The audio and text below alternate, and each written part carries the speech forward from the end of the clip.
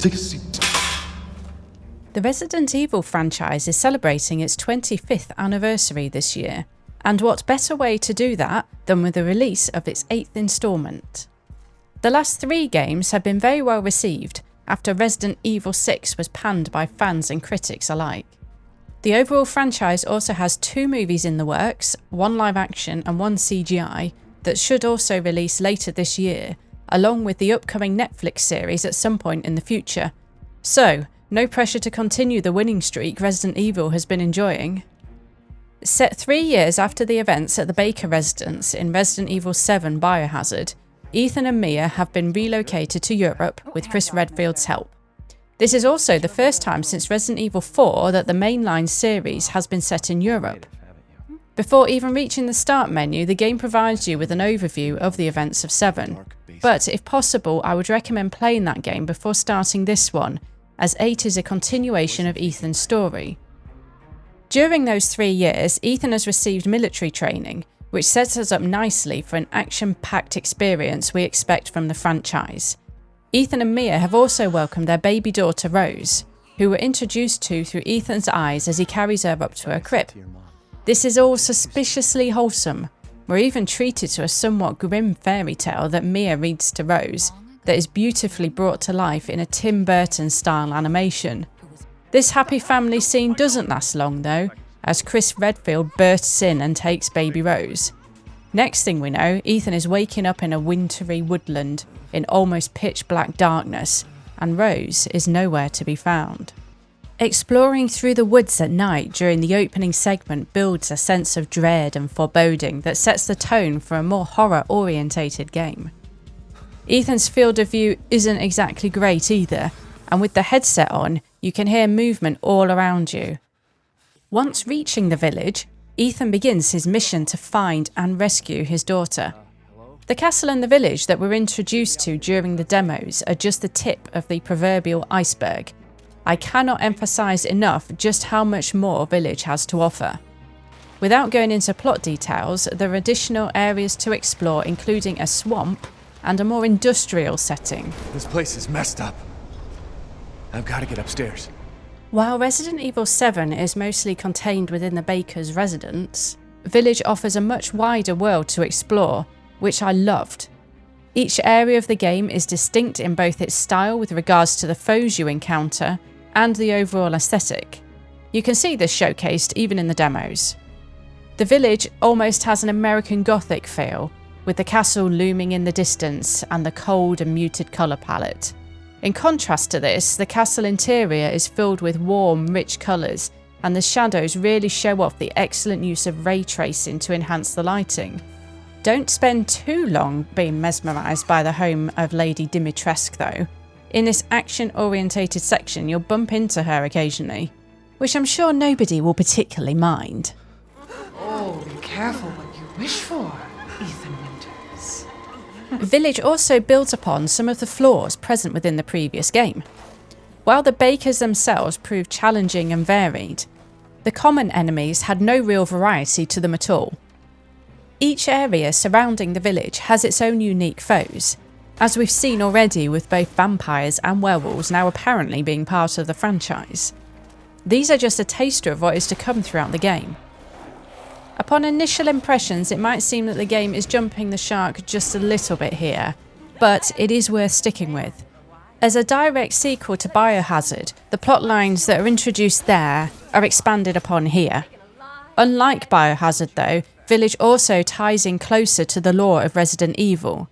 Despite its initial differences, I do believe that long-standing fans of the franchise will enjoy this game.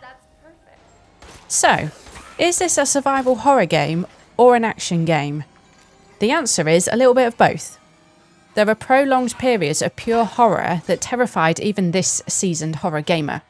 And there are also the big boss battles that are challenging and lengthy, but achievable.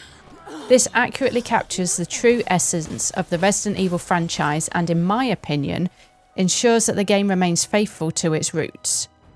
Speaking of combat, you're thrown right into the thick of it as soon as you arrive in the village.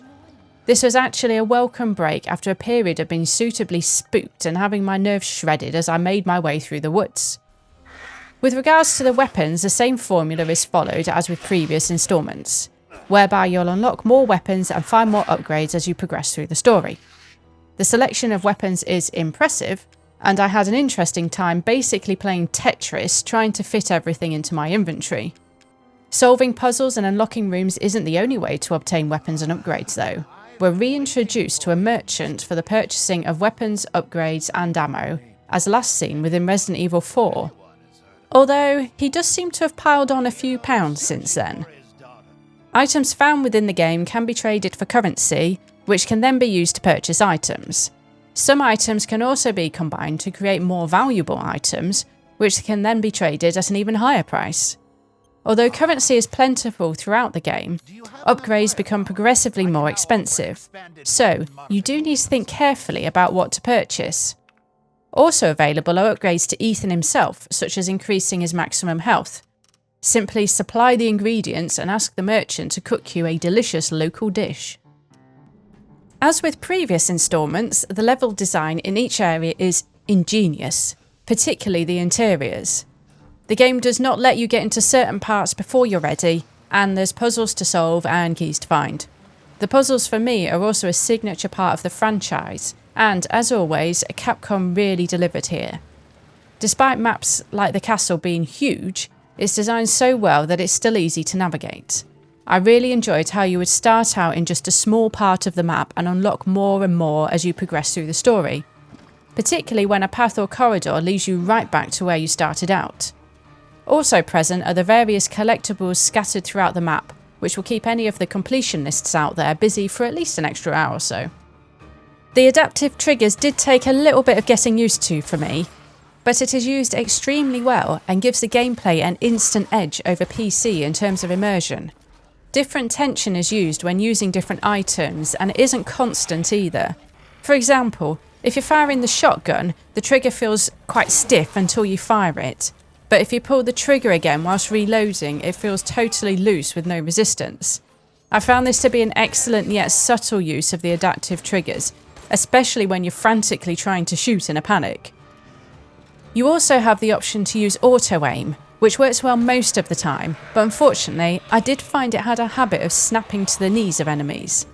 While this is always a valid tactic in Resident Evil games, it just felt a little bit too aggressive at times. This can be turned off in the main menus though. With the cost of video games being so high nowadays, replayability is always something I look for now.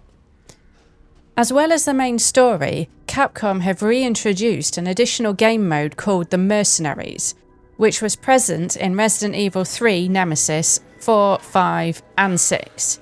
It mostly involves getting a high score by killing as many enemies as possible within a time limit. Between rounds you can buy or upgrade weapons and equipment. During the rounds you can get perks by searching for the blue orbs. For me, this was a welcome addition as it is challenging but addictive, so I'm glad they brought it back. The gameplay on the PS5 is flawlessly smooth and Capcom have produced an extremely polished game. I played this on an LG CX series at 4K with HDR enabled. It ran smoothly with only very minor stutters, which happens so rarely that it was barely noticeable and didn't negatively impact the gaming experience in any way. If possible, I would highly recommend playing this with a HDR enabled TV, as this is the best way to really appreciate the deep colour palette and engulfing darkness. If you don't have a HDR enabled TV though, I have no doubt that it will still look amazing. Resident Evil Village fully commits to the changes made to the franchise with 7 and really runs with it. Whilst maintaining the spirit of the franchise, this game takes things in a bold and ambitious direction. A must-play for Resident Evil and horror fans alike, Village is equally suspenseful and action-packed. Perfectly balanced, some might say. Now you're finished, Ethan Winters!